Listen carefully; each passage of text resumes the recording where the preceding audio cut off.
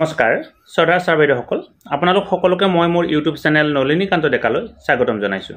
Sir বাইদেউসকল আমাৰ শিক্ষা হেতুৰ জৰিয়তে শিক্ষক শিক্ষয়িত্ৰীসকলক অনলাইন ছুটি লোৱাৰ কাৰণে যিটো ব্যৱস্থা কৰা হৈছে এই ছুটি লোৱাৰ ক্ষেত্ৰত শিক্ষক শিক্ষয়িত্ৰীসকলে এটি বিশেষ সমস্যাৰ সন্মুখীন হৈছে।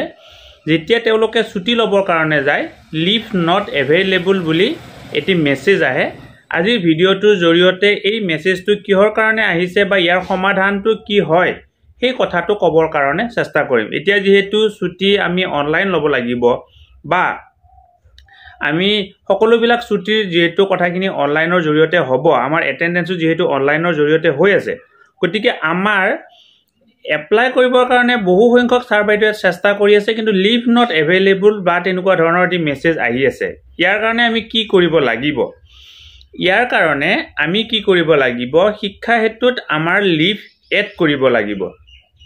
এড কৰাৰ এটা বিশেষ পদ্ধতি আছে আৰু এই পদ্ধতিটো যদি আমি কৰি নলওঁ তেতিয়াহ'লে আমি কি কৰিব নোৱাৰিম, ইয়াত আমি এই ছুটি আমি ল'ব নোৱাৰিম। আমি বিভিন্ন কি কৰিব লাগিব, আমাৰ দুটা ব্যৱস্থা আছে। এটা হৈছে শিক্ষা হেতু এপ্লিকেশ্যন আৰু এটা হৈছে শিক্ষা হেতু পৰ্টেল। আমি বিভিন্ন ব্ৰাউজাৰৰ জৰিয়তে আমি লগ ইন কৰিব পাৰোঁ বা এপ্লিকেশ্যনৰ জৰিয়তে আমি লগ ইন কৰিব পাৰোঁ। আমি যিকোনো এটা ব্ৰাউজাৰৰ জৰিয়তে লগ ইন কৰি আমি যেতিয়া এই শিক্ষকৰ বিদ্যালয় যেতিয়া আমি লগ ইন কৰি আমি যেতিয়া টিচাৰ লিষ্টিঙত যাম, তাত আমি ওপৰত যেতিয়া আমি ক্লিক কৰিম, তাত আমি এড কৰাৰ এটা অপশ্যন পাম। এড লিভ এটা এড কৰাৰ এটা অপশ্যন পাম। তাত আমি কি কৰিব লাগিব?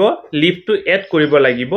যেতিয়া আমি লিভ এড কৰিম, কেনেকুৱা ধৰণৰ লিভ এড কৰিম, আমি লিভ তাত আমি অপশ্যন পাম। সেই লিভকেইটা আমি যেতিয়া এড কৰিম আপোনাৰ লিভ তাতে জমা হ'ব। তাৰপিছতে আপুনি কি কৰিব পাৰিব?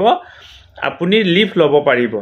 অৰ্থাৎ আপুনি সেই লিভ এড নকৰিলে আপুনি লিভ ল'ব নোৱাৰে। গতিকে শ্ৰদ্ধা ছাৰ বাইদেউসকল, আপোনালোকৰ যদি কাৰোবাৰ লিভ নট এভেইলেবল দেখুৱাই আছে, তাৰ অৰ্থটো হৈছে আপোনাৰ লিভ তাতে জমা হৈ থকা নাই বা সেই লিভ য'ত এড কৰিব লাগে এড হোৱা নাই। গতিকে আপুনি আগতে তাত লিভ এড কৰি লওক আৰু এড কৰাৰ পিছতহে আপুনি কি কৰিব পাৰিব? লিভ ল'ব পাৰিব। গতিকে ছাৰ বাইদেউসকল এতিয়ালৈকে নিশ্চয় আপোনালোকে কথাখিনি গম পালে আৰু লিভ কেনেকুৱা ধৰণে এড কৰিব লাগিব এই কথাখিনি নিশ্চয় আপোনালোকক জনাবলগীয়া নাথাকে। নিশ্চয় আপোনালোকে এড কৰিব পাৰিব। আৰু যদি আপোনালোকে এড কেনেকুৱা ধৰণে কৰিব লাগে বা এই কথাখিনি ভালদৰে বুজি উঠা নাই, অনুগ্ৰহ কৰি ভিডিঅ' কমেণ্ট বক্সত কমেণ্ট কৰিব।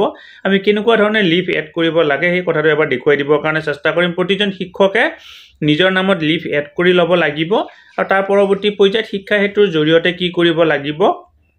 আমি লিভ ল'ব লাগিব।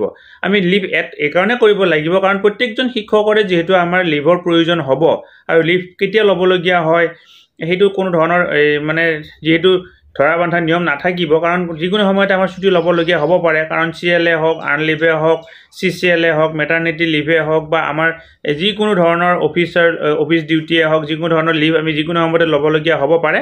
গতিকে আপুনি এতিয়া এই কামখিনি কৰি ল'ব বুলি আশা কৰিলোঁ। গতিকে শ্ৰদ্ধা ছাৰ বাইদেউসকল, ভিডিঅ'টো ইমানতে সামৰিছোঁ। আপুনি ভিডিঅ'টো পোৱা মাত্ৰকে আপোনালোকৰ লগৰ শিক্ষক বন্ধু বান্ধৱীসকললৈকে ফৰৱাৰ্ড কৰিব বুলি আশা কৰিলোঁ। শ্ৰদ্ধা ছাৰ বাইদেউসকল, নলিনীকান্ত ডেকা নামৰ ইউটিউব চেনেলটো হৈছে এটি শিক্ষামূলক ইউটিউব চেনেল।